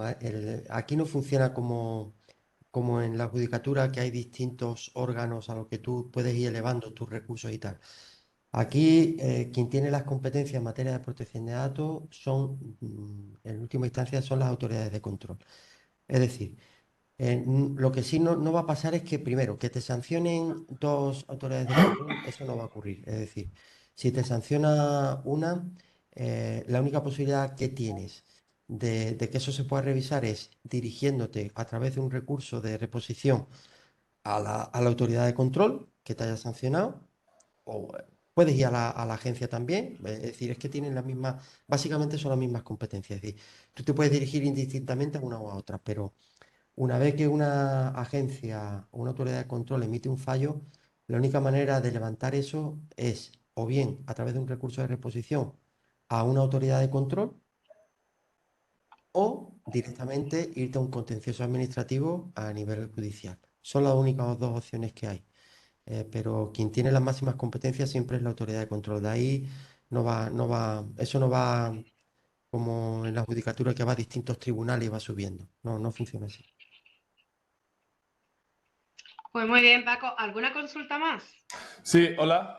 Hola. Hola, buenos días. Buenos Yo días. quería hacer una consulta sobre, bueno, nosotros utilizamos vamos a decir, una nueva forma de captar para contratar, para contactar. Cuando buscamos mano de obra, normalmente pues es difícil conseguir que nos envíen currículum por las vías más tradicionales, InfoJob, porque, bueno, vamos a decir que se hace más por el boca a boca. Entonces, nosotros hemos descubierto una forma que nos viene muy bien y es que existen muchos grupos de WhatsApp por oficio, ¿vale? Pues vamos a llamar pintores, albañiles, y hemos encontrado ahí una forma muy eficaz de conseguir gente interesada en puestos de trabajo y lo hacemos a través de formularios. Entonces, nosotros lo que hacemos es, en vez de pedirles que nos envíe un currículum, pues les mandamos nos presentamos en el grupo, mandamos un formulario donde ellos van a responder unas preguntas de su experiencia, etcétera, y al final lo único que le pedimos es, obviamente, su nombre y su teléfono para poderlos contactar y el mail de manera opcional. Entonces, mi duda, después de haberlo hecho, me entró la duda si pudiéramos estar infringiendo alguna ley de protección de datos, porque nosotros esos datos solo los usamos para contactarlos y no los cedemos a nadie. Una vez lo guardamos en nuestra base de datos y ahí queda. En el formulario cumplís con el del principio informativo, es decir, especificáis en el formulario la finalidad del tratamiento de la captación de esos datos, si se van a ceder o no se va a ceder, de si son datos obligatorios o potestativos. En fin, hay una serie de cuestiones que la ley obliga a informar. Hay una cosa muy importante que todos tenemos que tener en cuenta. Cada vez que yo me quedo con un dato de carácter personal, Sí. automáticamente eso genera en mí, hablo siempre como profesional o como empresa, automáticamente genera en mí un compromiso básico de información. Yo estoy obligado a informarle a la persona que me da esos datos de una serie de cuestiones, son 8 o 9, pero estoy obligado yo a informarle y sobre todo estoy obligado a dejar constancia de que lo he hecho. Porque en caso de que me venga una reclamación, yo debo de poder demostrar que yo he cumplido con el principio informativo al que me obliga la ley. Por tanto, en el caso que me estás comentando, es fundamental que ese formulario que te firman ellos, es fundamental que en ese formulario venga la cláusula de protección de datos para que cuando te firmen el formulario, te firmen también ese clausulado, para tú poder demostrar de que tú has cumplido tu deber informativo. Eso, digamos, a bote pronto lo que urgentemente deberíais de regularizar. Y luego, lo que os recomendaría, os diría que cumplir la normativa de protección de datos no es solamente poner esa cláusula en el formulario. Tienes que definir lo que se llama una actividad de tratamiento concreta, es decir, tu empresa ha definido un tratamiento concreto para una finalidad concreta. Pues tú tienes que describir negro sobre blanco una serie de conceptos que dice la normativa que hay que atribuir a ese tratamiento. Y tú lo tienes que tener preparado por si te lo piden.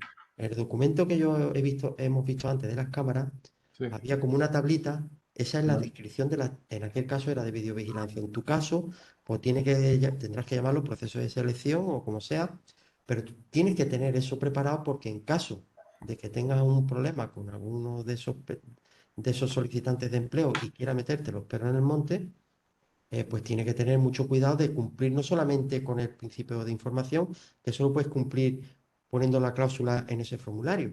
Claro, poniendo una Insisto, casilla tienes ahí que ya. tener el resto de documentación que tienes que tener preparada para poder defenderte en caso que tengas un problema. De acuerdo, muchas gracias. Y sobre todo también os diría una cosa. Y cada día yo os puedo decir, por ejemplo, yo llevo dedicándome a esto desde el año 2005, pues imaginaos, 20 años, ¿no? 20 y algo años. Nunca he visto un conflicto en materia de protección de datos donde yo tenga que intervenir bien como parte denunciante o bien como parte defensora, digamos, entre comillas. Pues os puedo decir que en todos estos años nunca me ha tocado a ninguno de mis clientes, he vivido nada de eso. Sin embargo, en el último año he tenido que intervenir como 6 o 7, en como 6 o 7. Quiero deciros con esto que esto se está convirtiendo muchas veces en esta herramienta, se puede volver en contra de los profesionales. Si lo tienes, perfecto. Pero si no lo tienes, te pueden hacer mucho daño. Entonces, cuanto menos puertas dejéis entreabiertas para que se nos puedan colar indeseables a buscarnos las cosquillas, mejor. Porque, insisto, hay gente que usa esta herramienta o esta normativa como arma arrojadiza y tenemos que tener mucho cuidado con esto.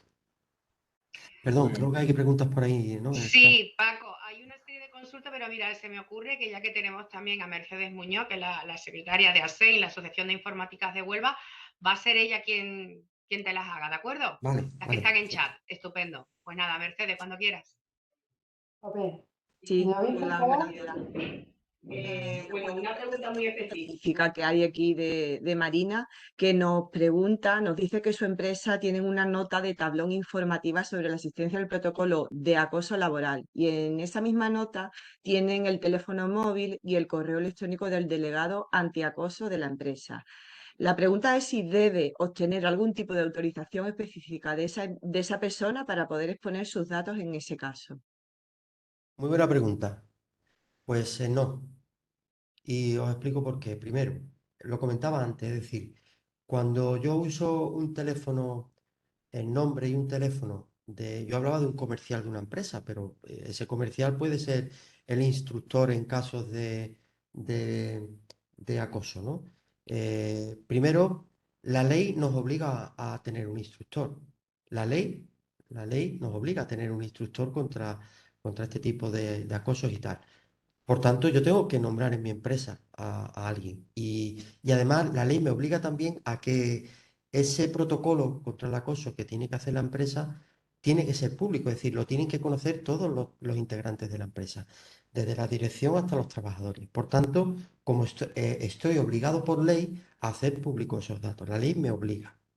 Pero digamos que, aparte que la ley me obliga, aparte de eso, debemos de considerar el teléfono de ese instructor y el nombre de ese instructor como si fuese un comercial. Es decir, es un teléfono que se va a usar siempre que se use para las cuestiones específicas y relacionadas con lo que es el protocolo de acoso, la empresa no va a tener ningún problema. O sea que en este sentido, en este caso concreto, no necesita el consentimiento de esa persona para publicar el protocolo en el tablón de anuncios, en absoluto.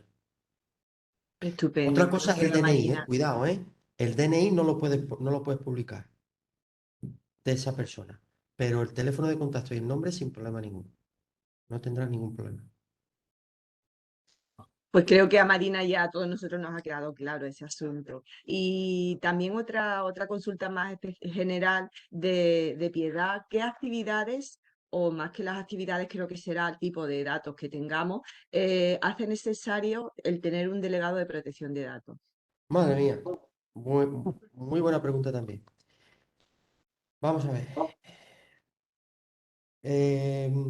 Básicamente, hay tres actividades concretas o que te obligan a tener un delegado de protección de datos. Ya en el reglamento europeo hablaba de tres, que eran, por un lado, aquellos tratamientos de empresas que lleven a cabo, que sean organismos públicos o un tratamiento público. Es decir, de entrada, cualquier organismo público o cualquier empresa privada con algún componente público estaría obligada a tener DPO. Los notarios, por ejemplo, están obligados a tener DPO. Los colegios profesionales están obligados a tener DPO. Las administraciones públicas, por supuesto, todas, etc. Por otro lado, habla también de aquellas actividades que por su tratamiento o por su naturaleza o alcance requieran una observación habitual y sistemática de interesados a gran escala. ¿Cómo se traduce eso? Bueno, pues eso se traduce, por ejemplo, a las grandes aseguradoras, a las grandes aseguradoras o, por ejemplo, a las grandes tecnológicas. Por ejemplo, Facebook. Facebook segmenta a sus clientes, ¿verdad? Pues todo lo que implique ese tipo de segmentaciones a gran escala están obligadas a designar un DPO. Y por otro lado también, aquellas, y por otro lado, aquellas actividades donde se manejen datos sensibles a gran escala. Por ejemplo, hospitales, sindicatos, todo este tipo de esto también están obligados. Luego, por bajarle un poco al detalle, os puedo decir, por ejemplo, los colegios profesionales pues necesitan, los colegios públicos también necesitan tener un delegado designado. Hablaba de Vodafone, Movistar, las grandes telefónicas, los bancos también, por supuesto todos, las empresas de gestión de crédito. Como norma general, todas aquellas empresas que se vean afectadas por la Ley de Prevención y Blanqueo de Capitales, todas las que tengan que cumplir la Ley de Prevención y Blanqueo de Capitales están obligadas a tener DPO, porque todo lo relacionado con, con mercantil va a tener que tener DPO. Las asesorías fiscales van a tener que tener obligatoriamente un DPO designado. Las empresas de crédito, los brokers de bolsa, por supuesto, bancos todos, en fin. Seguramente los casinos también están obligados a tener DPO. Los profesionales como los abogados, sobre todo los que se dediquen a derecho mercantil, van a estar obligados a tener DPO. Todos los que trabajen con joyas, con venta de oro, las empresas estas de compraventa de oro, las joyerías, pues todas ellas estarán obligadas a, a tener DPO. Los colegios, por ejemplo, los médicos con consulta privada no están obligados a tener DPO. Sin embargo, las clínicas y hospitales sí. ¿Vale? Empresas de seguridad privada, las federaciones deportivas, todas si manejan datos de menores de edad, están obligadas a tener DPO. En fin, yo creo que eso es un poco, el abanico es amplio, el abanico es amplio. No sé si con esto queda resuelto, las dudas. Sí, según Piedad, la persona que realizó la consulta, sí le ha quedado claro. Una pregunta, bueno, mientras que la gente se anima, te pregunto, no sé si esta duda la tienen algunos. Sí que es cierto que, bueno, que la ley, el tema de protección de datos, parece que está desde 2006, ha habido cambios. Al principio había que dar de alta como un registro con los datos que cada empresa teníamos, digamos, de carácter personal, ¿no? Teníamos que hacer un registro y darlos de alta. Ahora eso no es necesario, pero mm, ¿se ha sustituido por algo o simplemente, bueno, tenemos los datos y punto? No, se ha sustituido por la obligatoriedad de registrar los ficheros. Cesó con el reglamento europeo, pero, pero se sustituyó por definir lo que se llama el listado de actividades de tratamiento, donde tú tienes que desglosar, es un informe donde tú tienes que desglosar, por ejemplo, creo que era Miguel Ángel quien hablaba del tema este de la del- del- de la selección de personal a través de WhatsApp y tal, ¿no? Pues Miguel Ángel tendrá que definir una actividad, entre otras, esa actividad de tratamiento tiene que estar disponible y especificar quién va a ser el responsable de la gestión de ese tratamiento, cuál es la finalidad, cuánto tiempo van a mantener esos datos en sus sistemas de información, a quién se pueden ceder, cuáles son las medidas que se van a implementar para esa actividad de tratamiento concreta. En fin, todo este tipo de cuestiones hay que definirlas para cada uno de los tratamientos que tenga la empresa. Todas las empresas vamos a tener varios tratamientos. Hay empresas que solamente tienen uno, pero normalmente, por ejemplo, un tratamiento que hay que crear siempre es el de la gestión de nómina. Si tenéis trabajadores a vuestro cargo, tenéis que tener una actividad de tratamiento de gestión de nómina. Porque,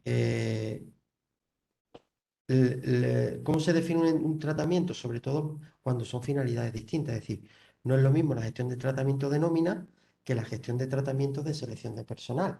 ¿Por qué? Porque la finalidad de la gestión de personal es hacer una selección de personal que es totalmente distinto a lo que es la finalidad de la gestión de nóminas, que es hacer las nóminas de los trabajadores. Cuando las finalidades cambian, deben de ser actividades de tratamiento distintas. Y esto es algo que sustituye al registro de ficheros y que es obligatorio hacer en todas las empresas. Es obligatorio. Y te pueden sancionar si no lo tienes hecho. Muchas verdad. gracias, Paco. Y una consulta, volvemos otra vez un poco a WhatsApp, ¿no? A los grupos de WhatsApp, pero ahora utilizado por el empresario, pero con teléfonos privados de los trabajadores para organizar asuntos laborales. ¿Esto estaría correcto? ¿No estaría? ¿Habría que hacer algo al respecto? Pues muy buena pregunta también. Hace 2 semanas, una semana, 2 semanas, leí que la Agencia Española de Protección de Datos o sea, le había dado la razón a la empresa en un supuesto como el que estás comentando. Es decir, se usaba el móvil para gestionar el trabajo del día a día de los trabajadores. Es decir, y le daba la razón a la empresa. Es decir, cuando era una empresa de transporte, recuerdo, y claro, se necesitaba constantemente que hubiera constantemente comunicación entre los transportistas y la central, pues por cuestiones de logística y de informativa, etcétera, etcétera. Y un trabajador denunció y efectivamente se le ha dado la razón a la empresa. Es decir, cuando el manejo de esos móviles o cuando el manejo de esa información se hace de manera transparente, es decir, cuando el trabajador sabe de que eso se va a hacer así y que además la empresa justifica de que es necesario para el buen fin de la actividad de esa empresa y para organizar el trabajo de esa empresa, en este caso, la empresa tuvo la razón, la agencia le dio la razón. Con lo cual, la pregunta viene al pelo. ah, lo vi en prensa, lo vi leí en la prensa hace una semana, no hace más. Con lo cual, ahí está la respuesta. No la doy yo, la da directamente la agencia.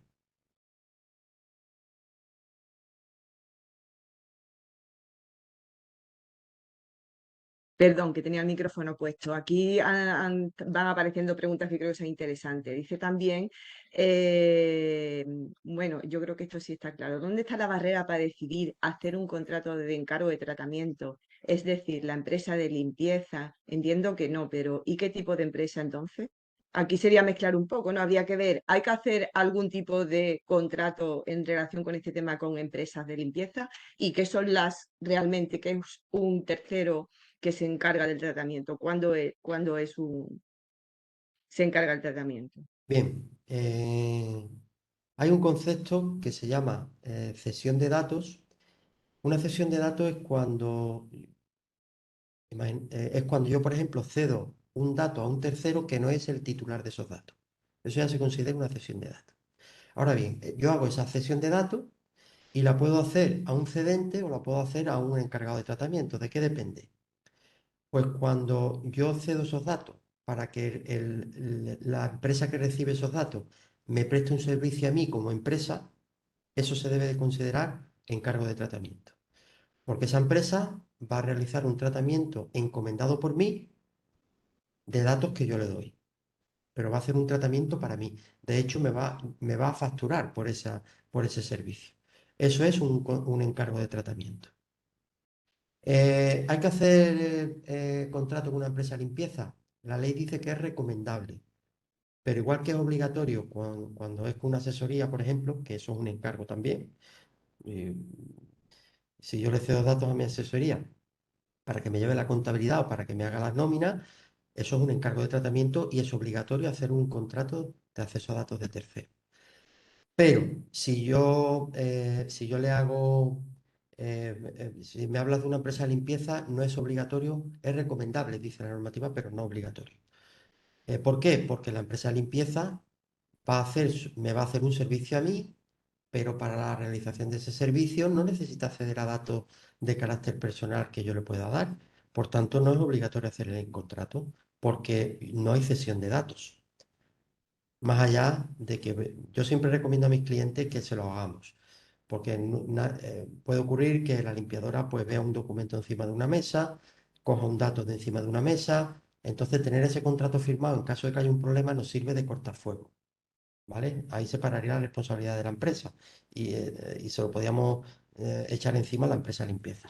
Yo siempre recomiendo que se haga, pero no hay obligación legal cuando no hay cesión de datos, como es el caso de la empresa de limpieza.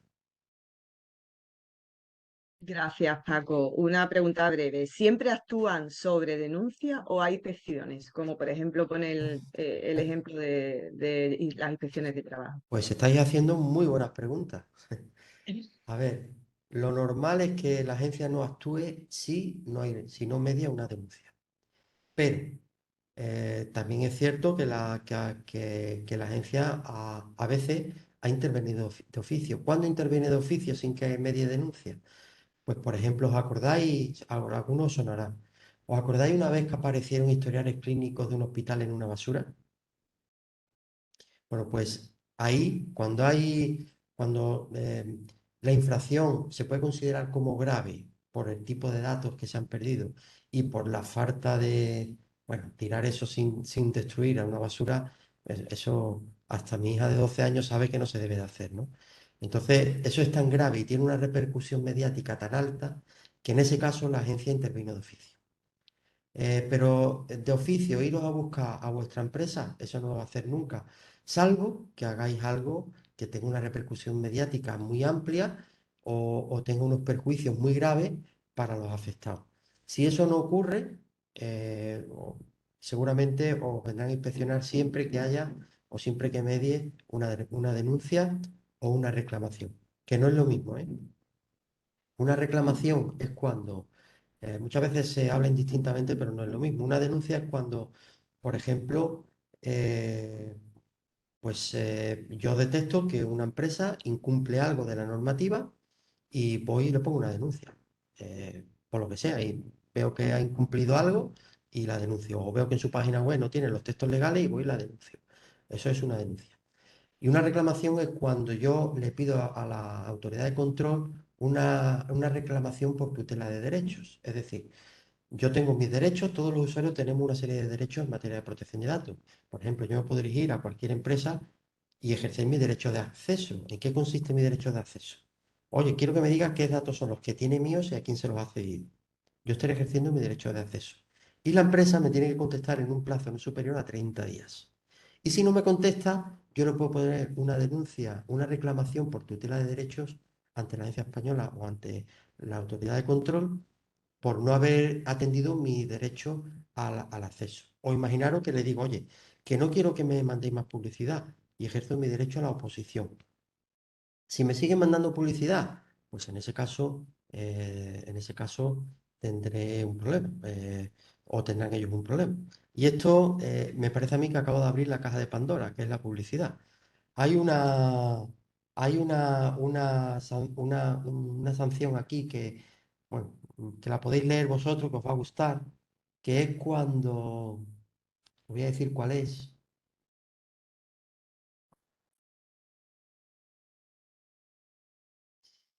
Yo juraría que la he introducido aquí. Registro de actividades. Ahí está, la tercera.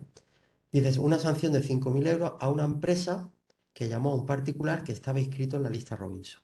Sabéis que la lista Robinson es una lista en la que tú te puedes dar de alta tu teléfono o tu email y a partir, si te das de alta en esa lista, ninguna empresa podrá ponerse en contacto contigo para hacer, vía teléfono, por ejemplo, para venderte algo. Y tienes una sanción que se le puso a una empresa porque llamó a un particular que estaba inscrito en la lista Robinson. Leedla porque os parecerá interesante y es una manera también de evitar de que nos molesten al teléfono, ¿verdad? No, la podemos ver si queréis, pero creo que si la miráis vosotros y aprovechamos para otras preguntas, salvo que opinéis lo Sí, contrario. Paco, tenemos aquí. Bueno, vais diciendo por chat si os apetece o queréis verlo o seguimos con las consultas. Aquí tenemos una que, bueno, un poco a colación de lo que has dicho o de lo que pasó con el hospital de destrucción de información que realmente la tiraron a la basura directamente. Hay una pregunta aquí de una empresa que dice que si a sus propios trabajadores los ha formado, le ha dado la información necesaria para que, por ejemplo, esa destrucción la haga correctamente y literalmente dice, ¿cómo se puede controlar si pasa del tema? ¿Se pueden tomar medidas desde la empresa hacia ese trabajador? Sí, vamos a ver. El trabajador está obligado a cumplir todo lo que marque la empresa en materia de protección de datos y en materia de régimen de funcionamiento interno. Es decir, el trabajador no puede negarse a cumplir eso. Yo lo que sí le aportaría es que, insisto, si, es decir, la empresa tiene que preocuparse de demostrar de que primero ha formado al trabajador en esa materia para que llegado el caso, en el caso de que no lo haya hecho bien, podamos acreditar que nosotros hemos cumplido y el que no ha cumplido ha sido el trabajador. Es importante que pueda acreditar esa formación haciéndole firmar al trabajador pues un manual que le haya dado, o el día que asistió al curso, lo que fuera. Eso es muy importante. Y segundo, yo le recomendaría también que cuando se produzca cuando se produzca el destrucción de material, de alguna manera que eso quede registrado en algún sitio, de que hoy se han destruido tantos expedientes y lo ha destruido tal trabajador. Y yo dejaría constancia de esa destrucción. Más que, porque si no pasa nada, pues no pasa nada. Pero si llegado el momento resulta que no se ha destruido algo, eso nos provoca un problema, que nosotros podamos acreditar de que nosotros ese tema lo teníamos cubierto, pero que ha habido pues una falta o se ha incumplido el procedimiento por parte de un trabajador. Y en ese caso eso nos puede eximir en un momento dado de una sanción. Si todo lo demás lo tenemos bien, si tenemos nuestras medidas implementadas, hemos sido proactivos, pues nos puede librar de una sanción y que se quede solamente a lo mejor en un apercibimiento. Pero es importante que nos protejamos de manera documental sobre todo lo que vayamos haciendo en materia de protección de datos por lo que pueda ocurrir en un futuro.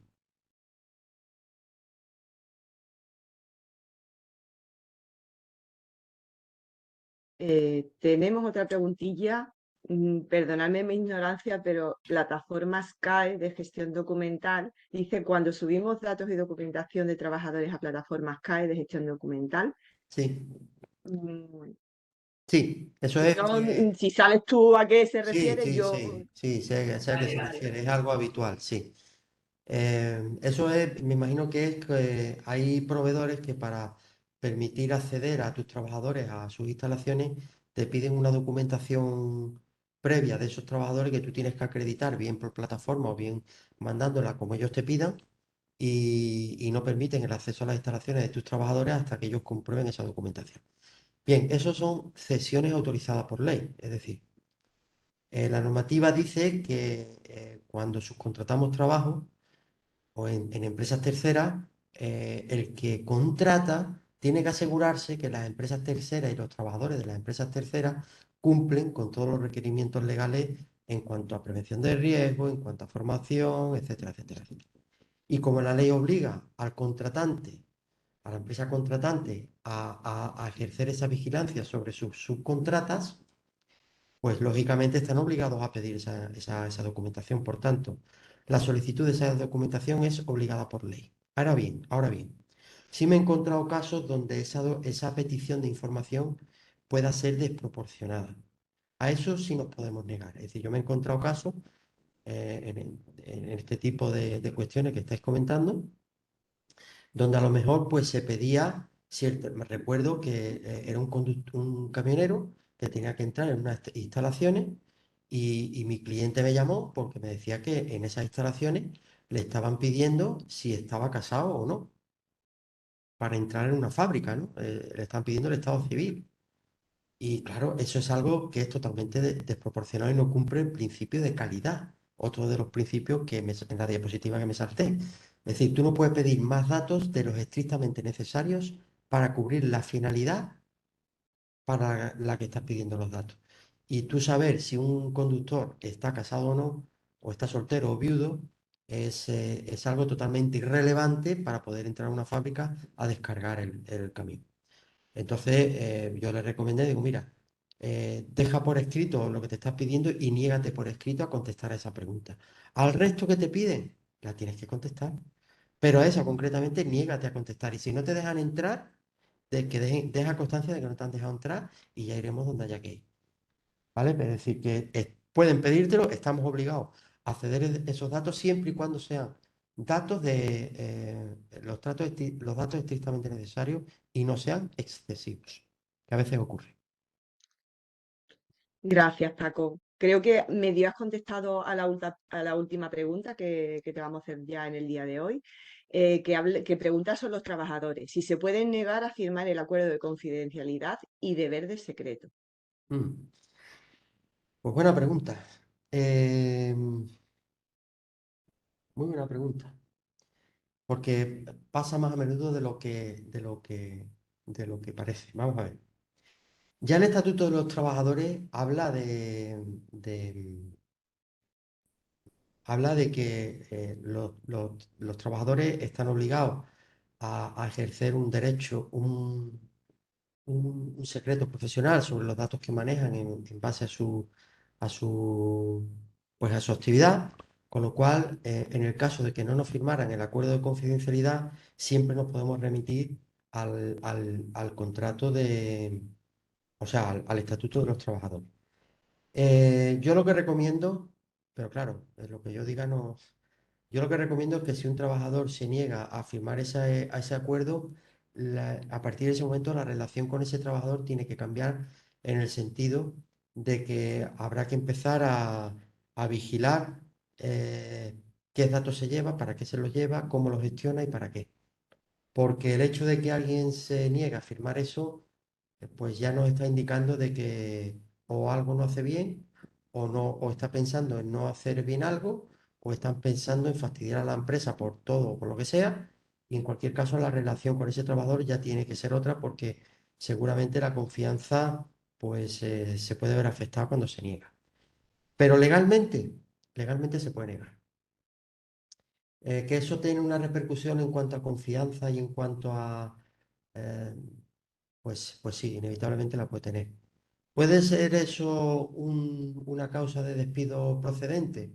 Pues no, yo entiendo que no. Yo entiendo que no.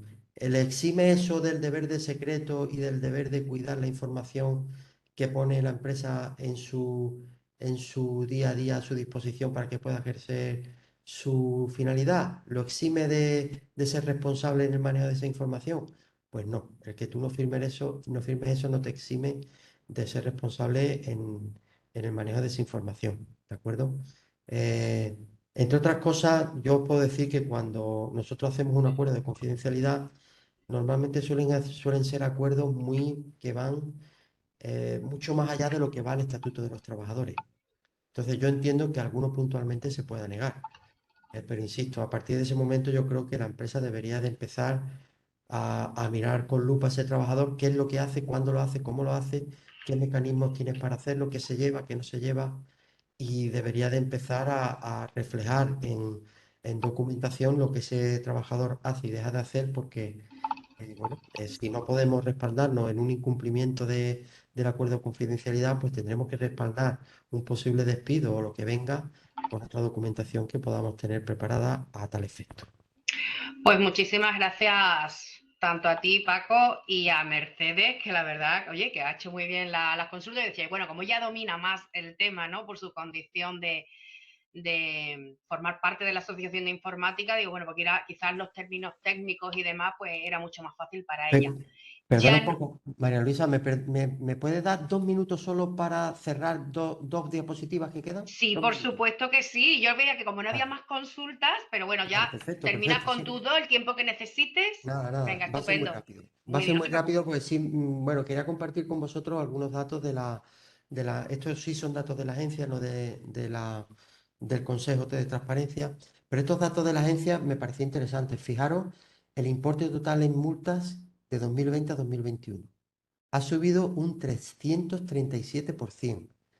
Es decir, de 8 millones de euros en 2020 ha pasado a más de 35 millones de euros en sanciones en 2021. Espectacular. Es verdad que 2020 fue un año raro, ahí andábamos con la pandemia liados, pero fijaros el incremento. De hecho, el 2021 la agencia ha batido récord en cuanto a sanciones. Y luego, por otro lado, bueno, deciros que tenéis ahí los 6 sectores de los 30, o sea, de los 35 millones de euros de sanción, casi 32 millones, que eso es el 91%, se lo han comido 6 sectores, que son publicidad, telecomunicaciones, entidades financieras, los ficheros de morosidad, la contratación fraudulenta y los asuntos laborales. Esos 6 sectores, esos seis temas se han llevado el 91% de las sanciones en el año 2021. Me parece que es sintomático, ¿no? Estamos hablando de bancos, estamos hablando de las grandes empresas de telefonía, estamos hablando de publicidad, que siempre es un tema muy sensible, y estamos hablando de ficheros de morosidad, que hemos hablado poco, pero también está ahí. Es decir, nos mete muchas veces en ficheros de morosidad sin tenernos que meter, y eso es sancionable. Y por supuesto, asuntos laborales se refiere a sanciones derivadas de reclamaciones de trabajadores contra su empresa, que hay más de lo que parece, ¿verdad? Bueno, pues me parece interesante y ya por último, esta es la última diapositiva, aquí hablamos de números en euros y acá hablamos del número de procedimientos, que bueno, viene un poco a ser igual. Fijaros, en el top 10 de procedimientos abiertos en la agencia en 2021 vienen, el mayor de ellos es videovigilancia. Es decir, los procedimientos que más han llevado hacen referencia a videovigilancia y servicios de Internet y publicidad, ¿no? Son bueno, los 3 mayores. Y ese top 10 ocupa el 86% de procedimientos abiertos en la agencia en 2021. Bueno, me pareció interesante compartir estos datos con vosotros. Estos son datos que están sacados de la memoria de la agencia, ¿vale? Son datos de la agencia, no son datos que yo me ando inventando, ¿de acuerdo? Simplemente ya está, María Luisa, termino. Gracias. Pues nada, encantada. Yo el tiempo que necesitase. Lo que pasa es que ya te digo, como estábamos con el tema de las preguntas, bueno, pues ya te digo, como Mercedes te ha dicho, no había ninguna más en el chat, ya te formulo la última. Y a partir de aquí, pues no me queda más que darte las gracias nuevamente y sobre todo, bueno, a las personas que han estado aquí. Yo espero que les haya servido de provecho, haya sido de su mayor interés, y decirles que bueno, que tanto la grabación como esta presentación el lunes sin falta pues estará en la página web de CEA Más Empresa. Ya no me queda nada más que despedirme. Muchas gracias a todos. Venga, a todos. Hasta la próxima.